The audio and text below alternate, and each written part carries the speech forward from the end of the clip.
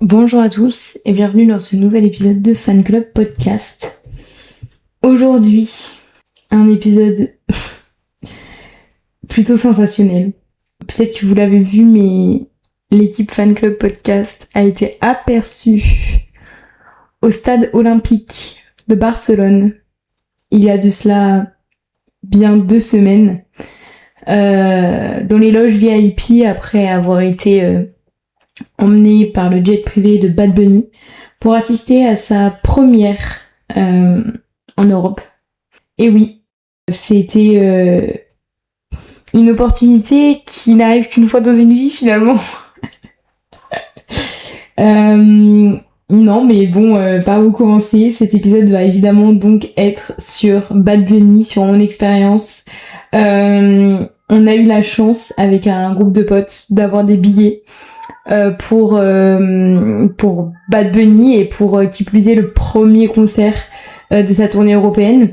Du coup on était trop contents et en fait je me suis dit c'est marrant parce que je suis vraiment allée voir le concert plus d'un mois avant tous mes potes et tous les gens que je connais qui ont des places pour aller le voir en France, puisque il me semble qu'il sera en France le 1er juillet et 4 et 5.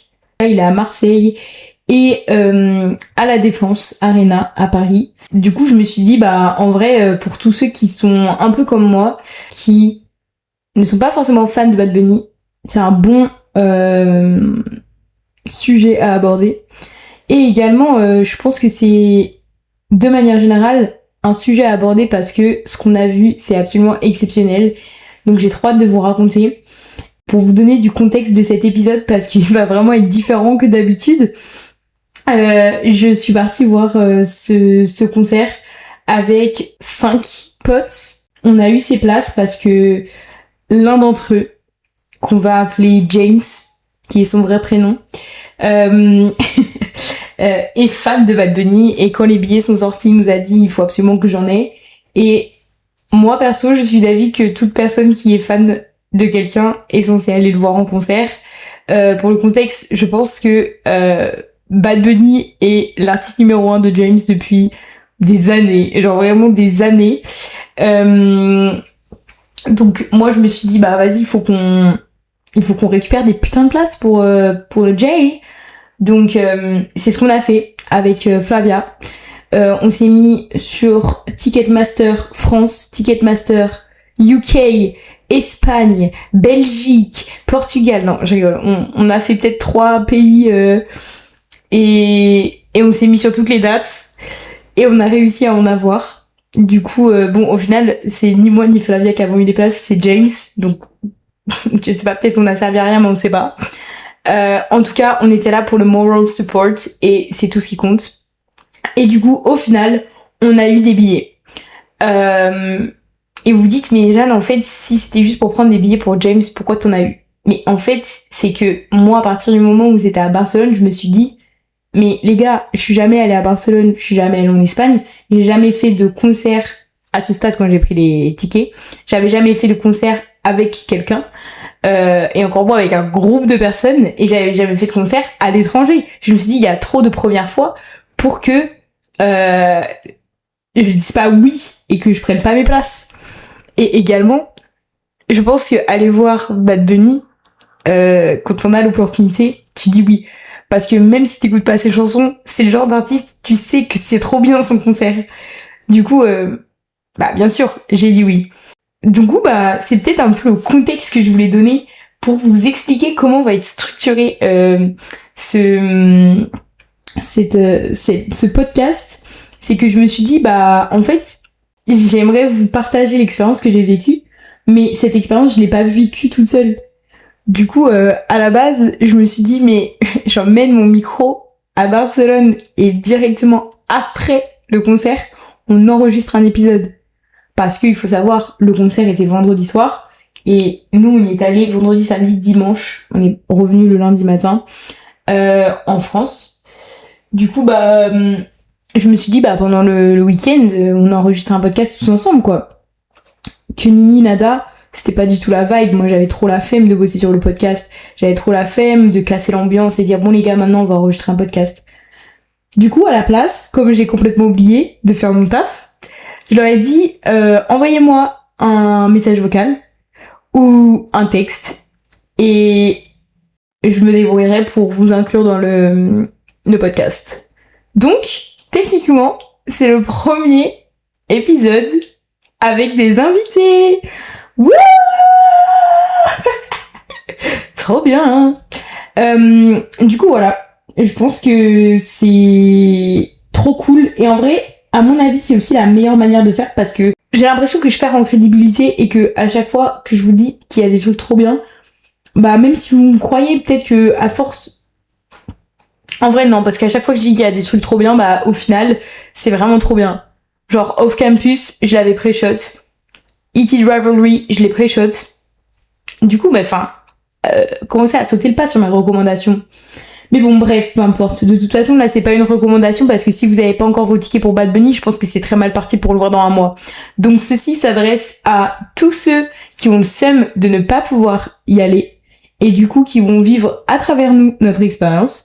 Ou ça s'adresse aussi à tous ceux qui ont leur billet et qui veulent préparer le concert et pas entièrement se spoiler, mais au moins avoir un petit peu le truc de l'excitation et savoir à quoi s'attendre. Donc, let's go.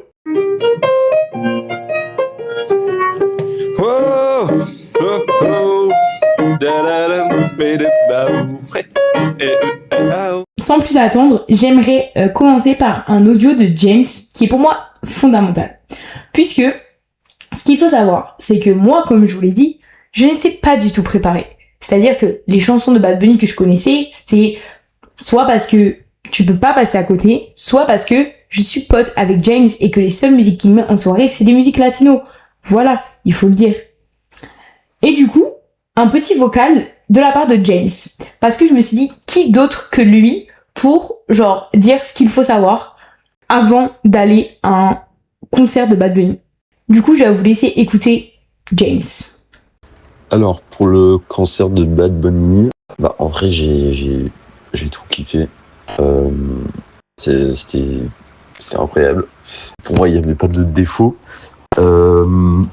Si j'allais te donner des conseils, bien choisir sa tenue. Faut matcher la vibe. C'est une fête, genre je sais pas, il faut juste avoir en tête que c'est une fête et il faut juste profiter de la fête. Et puis si t'es pas méga fan de Bad Bunny, essaye d'écouter les chansons avant, pour connaître un peu et voilà, c'est un peu tout. On était un peu déçus qu'il y avait pas Rosalia, mais c'est pas grave. Voilà. Écoutez, je ne saurais comment dire mieux. Bien sûr, moi, il ne m'avait pas donné de conseils avant le concert.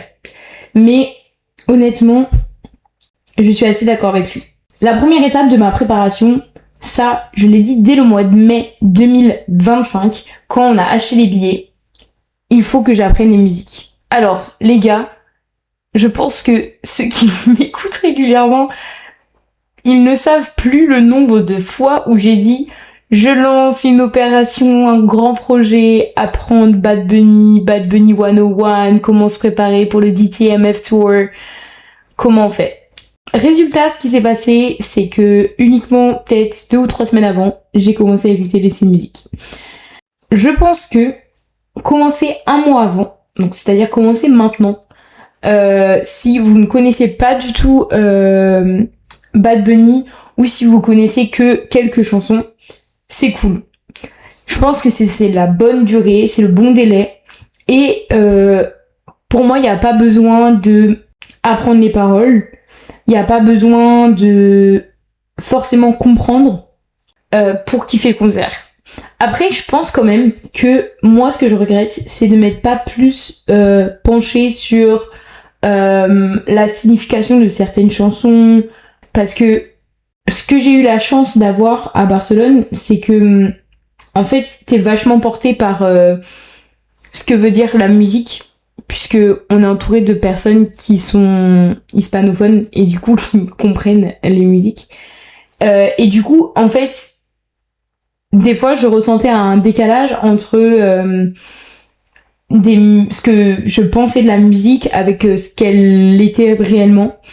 Pas parce que j'ai compris soudainement ce que voulait dire la musique, mais parce que j'ai vu comment les gens la chantaient. Et du coup, je pense que il y a quelques musiques qui valent le coup d'être un peu plus étudiées. Bon, étudier, c'est un bien grand mot, mais je pense que voilà, savoir de quoi parle brièvement chaque musique, ça aide aussi à se mettre bien dans l'atmosphère de la musique et de la prestation pendant le concert. Après, je pense que ça sert à rien de la connaître par cœur. Parce que dans tous les cas, à part si tu sais parler espagnol, tu vas faire que du yaourt parce que tu sais pas parler espagnol, donc tu sais pas chanter espagnol. Enfin, vous faites ce que vous voulez, mais moi, je trouve que c'est pas utile. Le yaourt fonctionne parfaitement, et d'autant plus si tu vas à un concert en France, il y a personne autour de toi qui saura les paroles, donc vraiment personne va le remarquer que tu fais du yaourt, donc pas obligatoire. Mais par contre, je conseille de s'intéresser aux musiques et de les écouter plusieurs fois. Moi, ma technique, mais après c'est applicable pour d'autres centres d'intérêt, c'est que au même moment où j'étais en train de préparer une course, mais de manière générale, j'essaie d'aller courir quelques fois par semaine, et du coup juste je mettais la playlist dans mes oreilles pendant ma course, et voilà. Et en fait ça m'a j'ai appris les musiques entre guillemets comme ça. Du coup, je trouve que c'est un bon moyen parce que, en vrai, c'est une activité où généralement t'écoutes de la musique. Donc, autant que ça te serve pour découvrir la musique. Donc voilà, ça c'est mon petit conseil, mais je pense que c'est applicable pour tout. Genre, je sais pas si tu as l'habitude de faire des activités manuelles, pendant que tu fais tes activités manuelles, tu mets de la musique et tu mets Bad Bunny, et en fait, ça rentre tout seul. Genre, c'est fou, mais t'as pas besoin d'être concentré sur la musique pour qu'elle rentre dans ta tête et que tu la connaisses. Genre, si tu l'écoutes plusieurs fois, au final, tu vas la connaître. Et moi, en plus, je savais pas si la technique, elle avait vraiment marché jusqu'à temps que j'arrive au concert et que je remarque qu'en fait, je les connaissais vraiment toutes presque. Et ça, comment j'ai fait maintenant? Parce que là, vous vous dites, mais Jeanne, comment t'as su quelle musique de la discographie de Bad Bunny, qui est par ailleurs énorme, vont être chantées et celles qui ne vont pas être chantées? Écoutez, il y a plusieurs points. D'abord, il y a une playlist sur Spotify qui s'appelle World Tour. Maintenant, elle doit s'appeler Europe Tour, DTMF, Bad Bunny, voilà. Et je pense que ce genre de playlist, c'est disponible sur toutes les plateformes que vous voulez. C'est très facile à avoir. Il y a également un site que je vous conseille qui s'appelle setlist.com ou point je sais pas quoi. Mais en gros, tu tapes juste le nom de l'artiste et setlist, et tu peux avoir sur ce site la setlist des derniers concerts. Enfin, même de tous les concerts, en fait, de l'artiste. Et du coup, tu peux voir quelles musiques ont été chantées et créer ta playlist sur ta plateforme d'écoute toi-même, si tu préfères. Donc voilà. Donc, il y a vraiment beaucoup de moyens de savoir quelles musiques vont être chantées. Ça, je conseille pour moi, si tu n'es pas fan de Bad Bunny et que tu connais que quelques chansons, genre 5-6 chansons, je te conseille de faire ça. Parce que sinon, tu vas juste pas connaître, et je pense que c'est quand même un peu frustrant. Par contre, si tu connais, je pense, plus de 10-15 musiques de Bad Bunny, et où tu es carrément fan de Bad Bunny, ne te spoile pas. Je pense, ne te spoile pas. Et je dis ça parce que j'ai vu James, la réaction de James pendant le concert, qui lui ne s'est pas spoilé et qui lui est l'un des plus grands fans de Bad Bunny sur Terre. Ce gars était choqué qu'il aille à un concert de Bad Bunny et que Bad Bunny chante des chansons de Bad Bunny.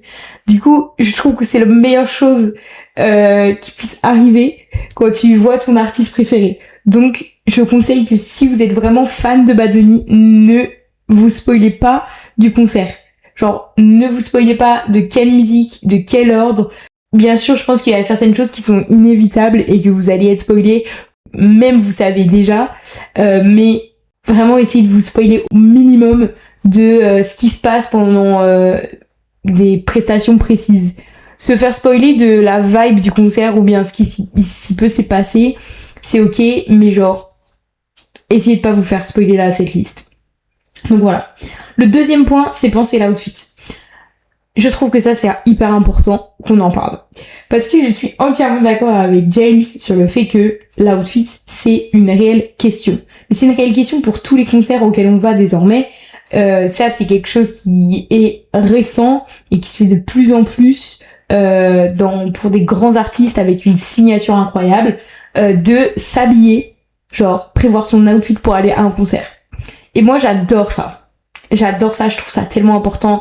Enfin, c'est pas que je trouve ça important, mais je trouve ça trop cool en fait. Et du coup, je vous invite aussi à prévoir un peu la tenue que vous allez mettre pour le concert de Bad Bunny.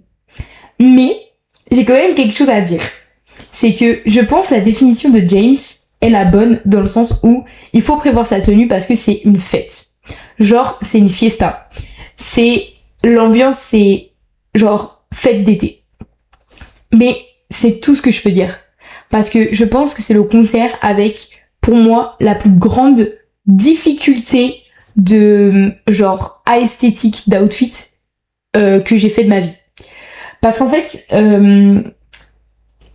l'esthétique de Bad Bunny, il est dur à matérialiser en outfit. Dans le sens où, bien sûr, tu peux faire des refs à Puerto Rico.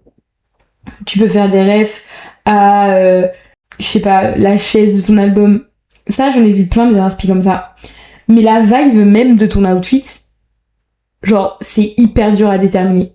Parce que nous, tous, il y en a aucun qui était dans la même vibe. Bon, si, les gars, James et Matisse étaient un peu dans la même vibe. Parce qu'ils étaient un peu genre, été, genre, short ou pantalon, genre, en lin. Vous voyez ce genre de truc? Ok, un peu bleu clair ou bleu foncé, genre un t-shirt, une chemise ouverte, enfin, vous voyez. Ça, c'est la vibe pour les garçons. C'est parfait. Et je pense à aucune autre DA à part, genre, si tu as du merch, par exemple. Si tu as, genre, des t-shirts de la collab Bad Bunny X Adidas, tu peux mettre ça. Si t'as le merch, tu peux mettre ça. Voilà. Mais sinon, je dirais que c'est la vibe pour les garçons. Pour les filles, en revanche, il y a tellement d'outfits différents parce que tu peux faire beaucoup de refs au sport et à Puerto Rico. Genre, il y en avait beaucoup qui avaient des jerseys genre bleu et rouge en mode Porto Rico avec marqué Bad Bunny. Du coup, c'est assez genre sporty comme ça. Tu peux faire ça. Tu peux aussi t'habiller en mode the less the better, avec genre vraiment très peu de tissu, avec des hauts talons, et tu te demandes genre comment la meuf a réussi à marcher jusque à la montagne de Barcelone avec ses talons. Mais genre, je suis tellement fière de toi, meuf, parce que moi j'aurais jamais pu le faire. Donc il y a ça, il y a Latina oversized, genre outfit, je sais pas trop comment dire, mais moi j'étais un peu habillée comme ça, genre j'avais un petit top et un pantalon un peu baggy. Du coup, il y avait Joya dans le concert qui était habillée un peu en rouge et bleu en mode Puerto Rico. Il y avait Flavia qui était habillée en mode Latin Fiesta Summer. Et moi, j'étais plutôt en mode latino urbain. Je trouve que c'est hyper important de choisir son outfit parce qu'il faut être en mode fête.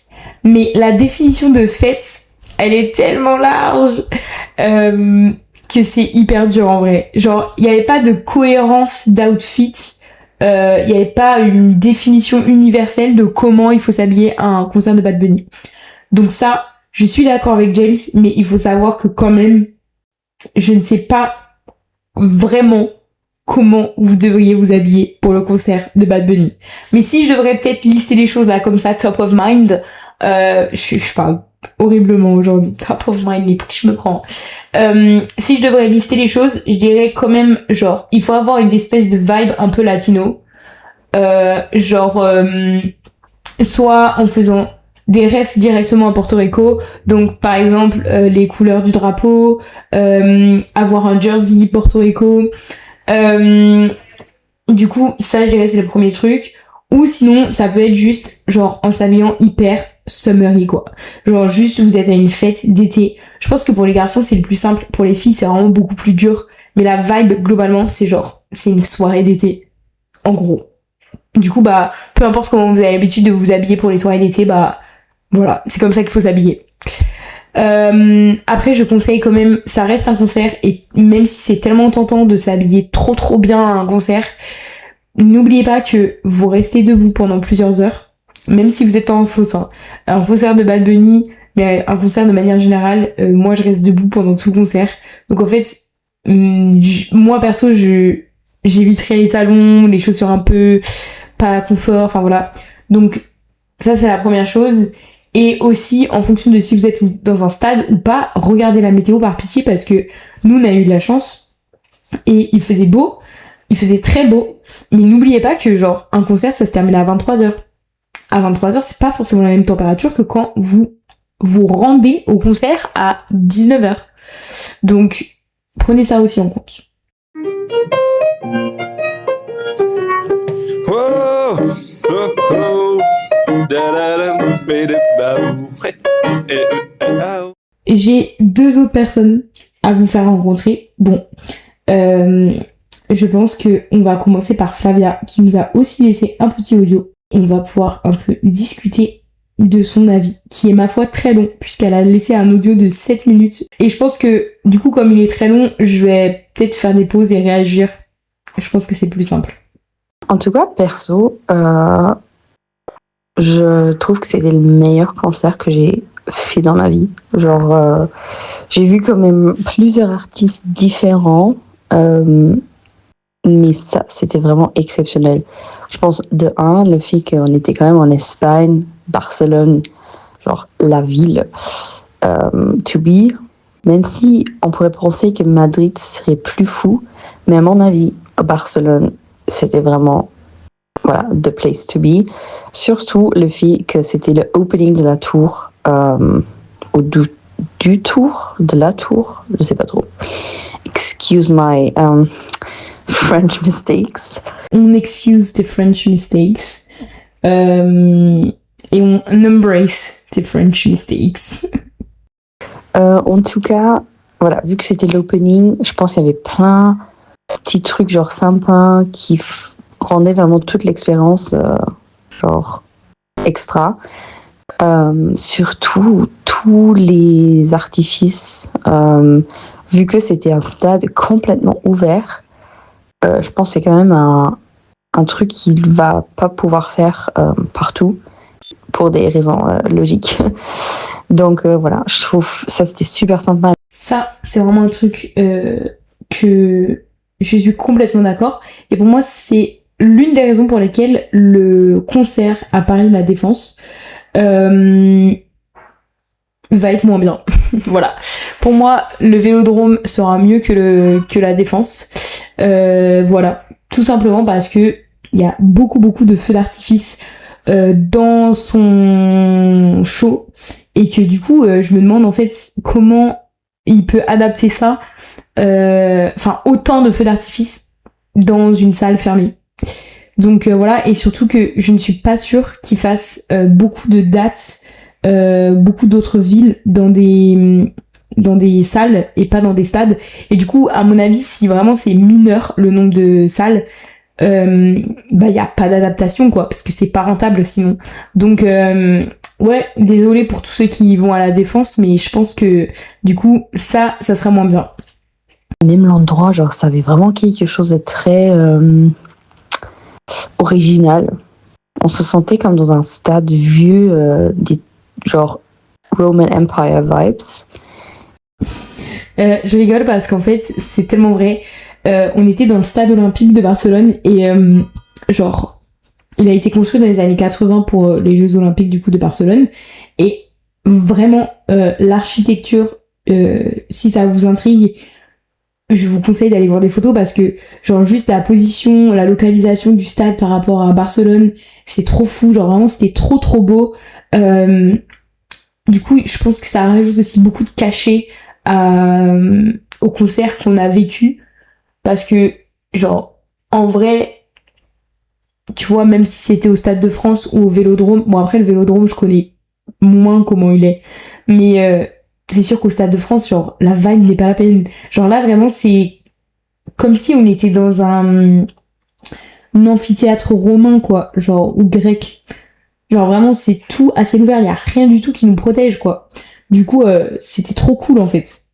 Puis niveau genre la tribune, tous les trucs qu'il a fait avec la casita et tout ça, genre trop bien. Comment je pense tout l'espace est un peu construit, c'était trop bien pensé. Comme ça vraiment tout le monde de chaque angle pouvait quand même avoir une vue assez bonne et dégagée un peu sur l'ensemble des tribunes. Ça, je vais en parler parce que c'est aussi un sujet. Là, ce qu'elle veut dire, c'est que on était hyper bien placés et que, en fait, de manière générale, je pense que dans son concert, tu peux pas être mal placé parce que, du coup, pour expliquer le déroulement un peu du concert, il fait, on va dire, le premier quart du show sur scène devant. Puis ensuite, il y a une interlude. Pendant cette interlude, il va se mettre tout au fond de la fosse où il y a une casita qui est installée. Il va passer du coup 50% du concert là-bas. Genre vraiment. Donc soit devant la casita, soit sur le toit. Et à partir du moment où il est sur le toit, en fait, tous ceux qui sont au fond du stade genre en tribune, ils le voient mais hyper bien en fait. C'est comme si t'étais vraiment tout devant de la scène. Du coup c'est trop cool. Et ensuite du coup il fait ses 50% et le dernier quart du show il revient aussi sur la scène principale. Donc en vrai c'est trop bien. Je pense que honnêtement pour ceux qui sont en fosse, moi je vous conseille de plutôt vous mettre côté casita que côté scène, je pense. Voilà, genre ça un peu pour le stade et le vibe. Bon, le vibe, franchement, les gens, ils étaient vraiment, pas comment dire, mais genre on fire, je pense, c'est le bon mot, parce que tout le monde chantait, tout le monde dansait, même s'ils savaient pas les mots, genre un peu comme nous. C'était vraiment trop bien. Et lui, genre les premières 2 minutes du concert, j'ai eu la peau... Merde. Jeanne, tu sais ce que je veux dire. La peau de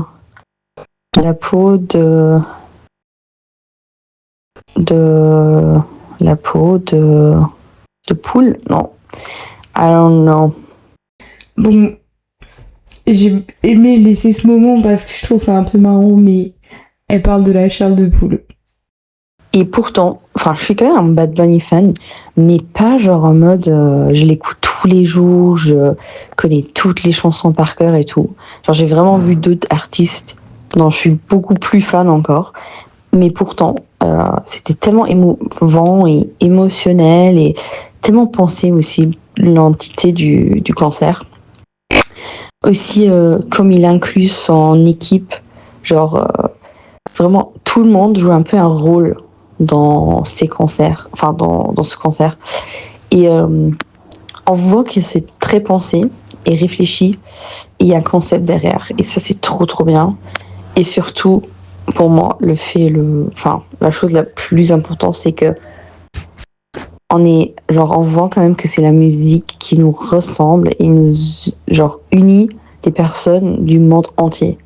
Et c'est super émouvant. Et ça, j'adore.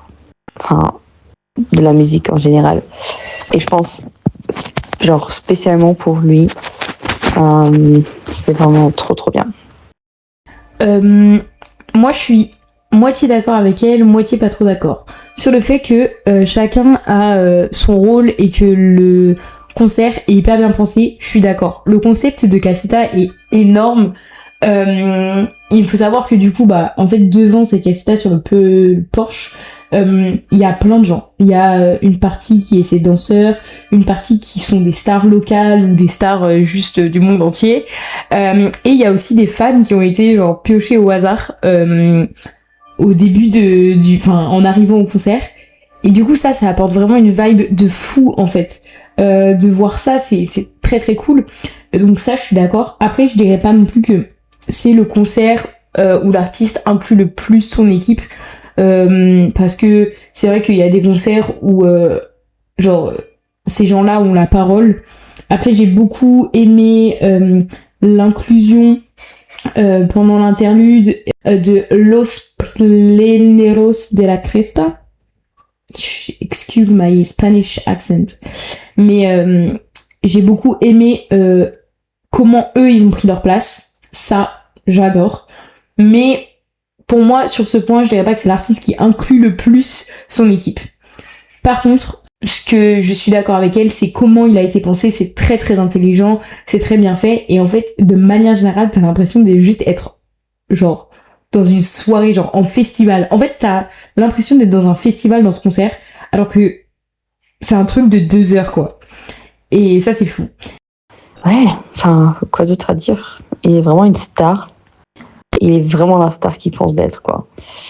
Et je dépenserai à nouveau l'argent qu'on a dépensé pour l'entité du trip.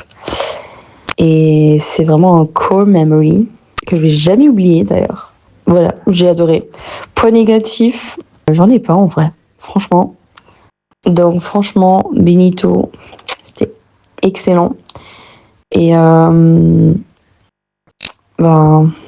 rien.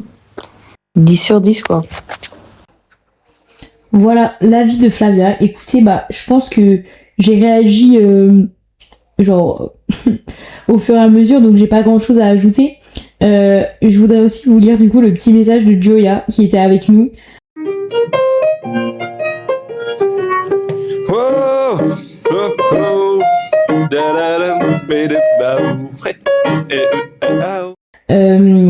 Donc elle pouvait pas me faire un vocal, donc elle m'a fait un message.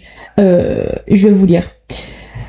Un petit mot sur le concert de Bad Bunny pour ton podcast. C'était incroyable en majuscule. Point d'exclamation.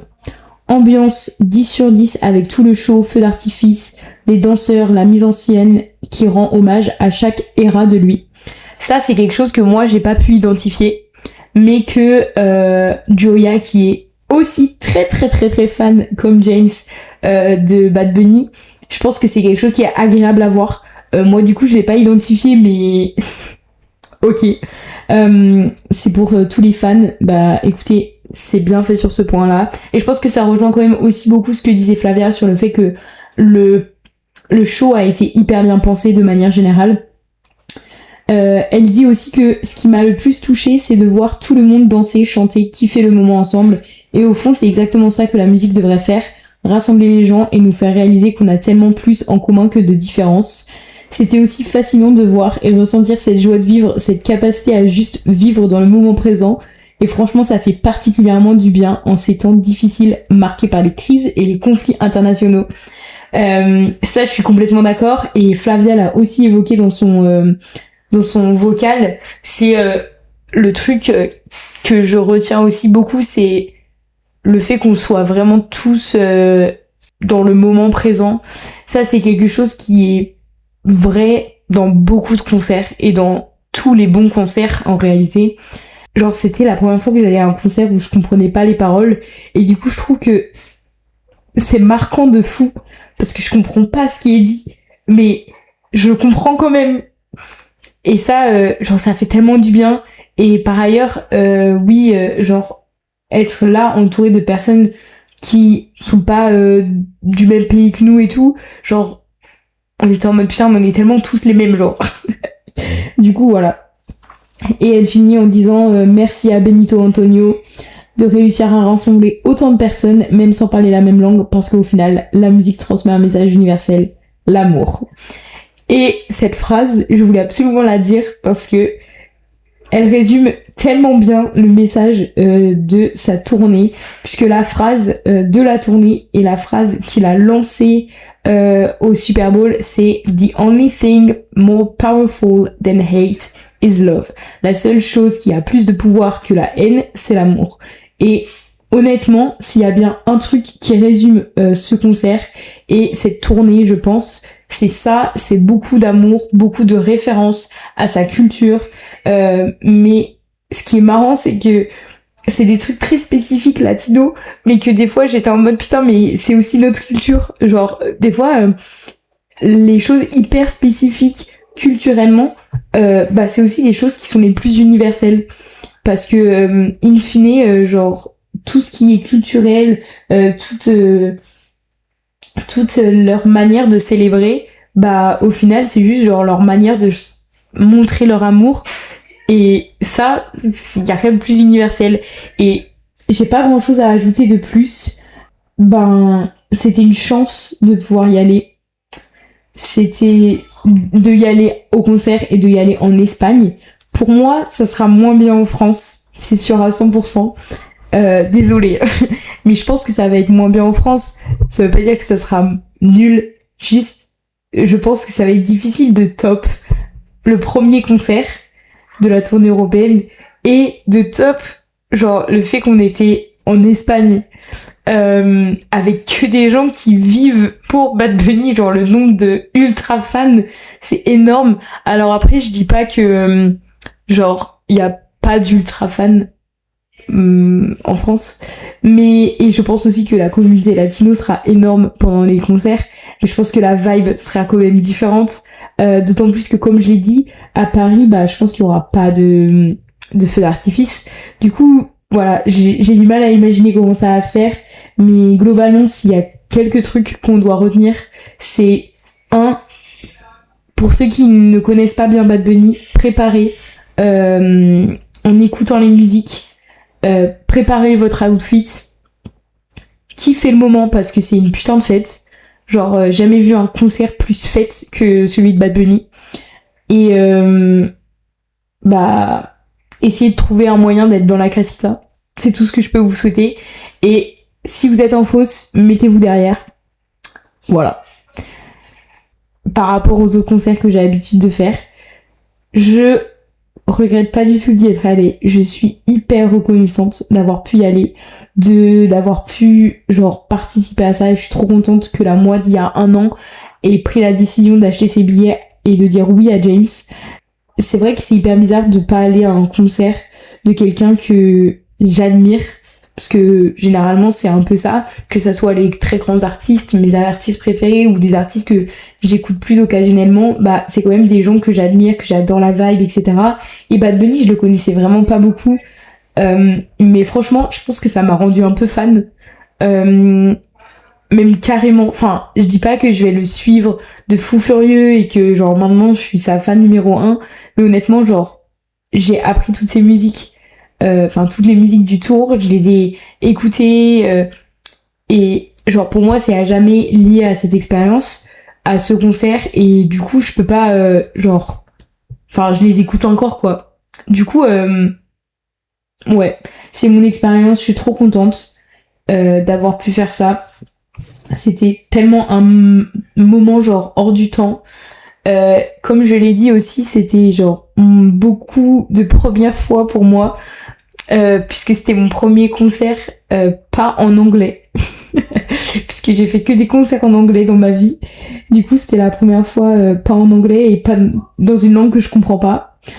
C'était aussi la première fois que j'allais à un concert en groupe. J'y suis déjà allée avec quelqu'un maintenant, mais c'était la première fois en groupe. C'est la première fois que je faisais un concert dans un pays autre que la France. C'est la première fois que j'allais en Espagne et que j'allais à Barcelone. Du coup, pour moi, ça, c'était tellement, symbolique, important. J'ai fait tellement de premières fois pendant ce concert. Du coup, c'est vraiment une expérience qui me restera tellement gravée. Et c'est fou de parler d'un concert comme une expérience, parce que j'ai l'impression que maintenant, entre guillemets, j'en fais tellement. Ce qui est fou de dire ça, hein, mais j'en ai fait plusieurs maintenant. Et du coup, j'ai plus l'habitude de parler comme ça de, expérience pour des concerts. Mais là, c'était vraiment le cas. Pour moi, c'est vraiment une expérience. Du coup, voilà. C'est tout ce que j'ai à dire. 44 minutes, là, à l'enregistrement pur. Peut-être qu'il sera un peu moins long parce que je vais essayer de couper un petit peu les enregistrements vocaux. Mais voilà. Gros bisous à James, Joya, Flavia et Mathis. Merci d'avoir participé au podcast, de m'avoir donné vos avis. Merci aussi pour l'expérience qui était trop cool. Et puis, bah voilà, je souhaite à tout le monde d'aller le voir. Je vous fais plein de bisous si c'est pas le cas. Et je vous souhaite genre tellement un bon concert. Si vous avez la chance d'y aller, profitez au max. Et voilà. C'est tout. Ciao! À la semaine... pas la semaine prochaine, c'est plus les toutes les semaines. Mais see you au prochain épisode!